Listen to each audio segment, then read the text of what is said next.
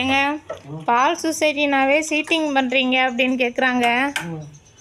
அது நிறையா விஷயம் இதில் இருக்குதுப்பா. ஃபஸ்ட்டு கம்பெனி நல்ல கம்பெனியாக ஊற்றணும். இந்த மில்கி மிஸ்ட்டு, இந்த ஆர்கேஜி, ஆரோக்கியா, இந்த மாதிரி நல்ல கம்பெனினா அவங்க ஆன்லைன் போட்டுருவாங்க. இங்கே நம்ம எதுவும் பண்ண முடியாது. அப்படியே பண்ணாலும் அது அவங்க தெரிஞ்சு போயிடும். அப்புறம் ஏதாவது சீட்டிங் இருந்துச்சுன்னா அவங்க காசை நம்ம இதில் பிடிச்சிக்குவாங்க. அந்த மாதிரி இருக்குது. அதே மாதிரி வந்துட்டு ஒவ்வொருத்தவங்க ஓனர் அவங்களே சொந்தமாக மிஷின் வாங்கி வச்சுக்குவாங்க. அவங்க எப்படின்னா மாட்டுக்கு காசு கொடுத்துட்றது, 1,50,000 மாட்டுக்கு வாங்கி கொடுத்து காசு கொடுத்து விவசாயிகளுக்கு காசு கொடுத்து மாடு வாங்குற காசு கொடுத்துருவாங்க.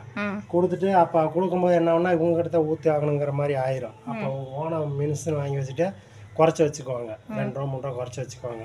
குறைச்சி வச்சுட்டு பால் வாங்குவாங்க, வட்டி காசு வாங்கிக்குவாங்க. அப்படி மீறி நம்ம எதாவது கேள்வி கேட்டோம்னா நீ காசை கொடுத்துட்டு நீ வேறு எங்கேயா கொண்டு ஊற்றிக்க அப்படிம்பாங்க. வேறு வழி சூழ்நிலை இல்லாமல் அவங்க போய் மாட்டிக்குவாங்க. அதே மாதிரி ஆவின் பால் இதெல்லாம் நிறைய சீட்டிங் நடக்கும். நான்லாம் முதல் ஆவினில் தான் ஊற்றிக்கிட்டு இருந்தேன். ரொம்ப சீட்டிங் நடக்கும். உருப்படியாக ரேட்டே வராது, ரொம்ப இதாக இருக்கும். அதனால தான் நானே சொந்தமாக பால்லாம் போட்டுட்டு கரெக்டாக நான்லாம் இப்போ நடத்திட்டு வரோம். இப்போ அதே மாதிரி வந்து இப்போ பால் வந்து நம்ம இதில் எடுக்கிறோம், இதில் தான் எடுப்போம். எடுத்துகிட்டு டெஸ்ட் வைப்போம். டெஸ்ட் வச்சுட்டு இப்போ வேறு யாராவது வராங்கன்னா அந்த டெஸ்ட்டில் இருக்க பால் எடுத்து அவங்க இதில் ஊற்றிட்டு திரும்ப எடுப்போம். அப்படிங்கும்போது நம்ம அவங்க இதுலேருந்து ஒரு சொட்டு பால் கூட நம்ம எடுக்க மாட்டோம். ஆனால் ஒவ்வொரு இதில் என்ன பண்ணுவாங்கன்னா நல்லா இவ்வளோ பெரிய இது 100 ml பால் எடுத்துக்குவாங்க. அப்படிலாம் எடுக்கணும்னு எந்த கம்பெனியும் சொல்ல மாட்டாங்க. அதை எடுத்து தனியாக வச்சு கடைசியில் அவங்க பொருளை போட்டுக்குவாங்க. அந்த மாதிரி போடணுங்கிற அவசியம்லாம் இல்லை. இதில் எடுத்தால் இதில் எடுத்துகிட்டு திரும்ப அவங்க வரும்போது அதை ஊற்றிட்டு நம்ம அதை எடுக்கும்போது அவங்க பால்லேருந்து நம்ம ஒன்றும் கூட எடுக்கலைன்னு வச்சுக்கவே. அதே மாதிரி வந்து இப்போ நான் நல்லா ரன் பண்ணிகிட்டு இருக்கேன், நல்லா இது பண்ணிகிட்டு இருக்கோம்னா புதுசாக எவனா லோக்கல் கம்பெனி நிறையா இருக்குது. பால் கம்பெனிலாம் நிறையா லோக்கல் கம்பெனிலாம் நிறையா இருக்குது. புதுசாக போட்டுட்டு ஏங்கிட்ட இருக்க பால் அங்கே பிடிக்கணும்னு சொல்லிட்டு என்ன பண்ணுவாங்கன்னா புதுசாக போடுறவங்களுக்கு ரேட்டை வச்சு விட்டுறது. இங்கே விட அங்கே 3 ரூபா 4 ரூபா அதிகமாக வர மாதிரி ரேட்டை வச்சிடுறது.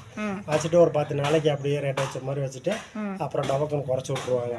அப்போ அது புரியாமல் நம்ம நல்லா இங்கே நடத்திட்டு இருக்கவங்க புரியாமல் அங்கே நல்லா ரேட்டு வருதுன்ட்டு மாறி போயிடுவாங்க. அந்த மாதிரி சீட்டிங்லாம் அதெல்லாம் நிறைய நடக்கும். இப்போ இதெல்லாம் காசு அது இதுன்னு எந்த பிரச்சனையும் இல்லை. அது வந்து அமிர்தா, எந்த பிரச்சனையும் இல்லை. நம்ம வாட்டுக்கு ஊற்றுறோம், காசு கரெக்டாக 10 நாளைக்கு ஒரு காசு வந்துடும். அதே மாதிரி இதில் ஏதாவது சின்ன குளறுபடி எதாவது இருந்தாலும் நம்ம இதில் பிடிச்சிக்குவாங்க காசு. இதில் சீட்டிங் வந்து அதை லோக்கல் கம்பெனிக்கு ஊற்றக்கூடாது, நல்ல கம்பெனியை பார்த்து நல்லா தான் ஊற்றணும்.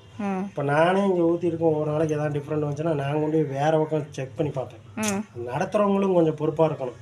இப்போ நான் குறையுது, இப்போ ரெகுலராக இப்போது நீங்கள் பால் கொண்டு வரேன்னா 40 ரூபா வருது ரெகுலராக அப்படின்னா திடீர்னு 2 ரூபா குறையுது ஒன்றுது அப்படின்னா நான் போய் செக் பண்ணி பார்த்துக்குவேன்.